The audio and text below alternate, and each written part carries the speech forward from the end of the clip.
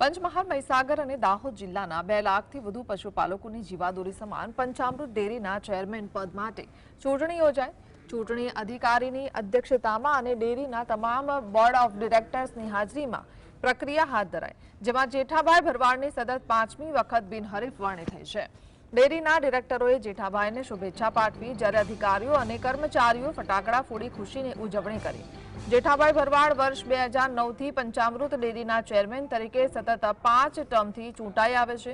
તેઓ નાફેડના ચેરમેન, ગુજરાત વિધાનસભાના ઉપાધ્યક્ષ અને શહેરા ધારાસભ્ય તરીકે પણ સેવા આપી રહ્યા છે।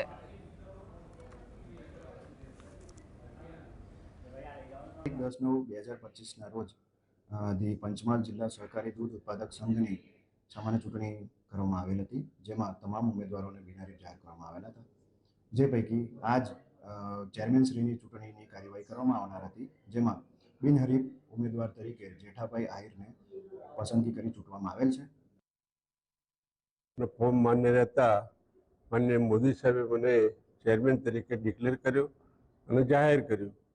આજરોજ તમામ ડિરેક્ટરોને જે ચૂંટાયેલા પ્રતિનિધિઓ હતા, એ ચૂંટાયેલા પ્રતિનિધિઓને નિયમો પ્રમાણે એમને પણ જે પોતાના ડિરેક્ટર તરીકેના સર્ટિફિકેટ આપવામાં આવ્યા, એટલે 100% હાજરી હતી।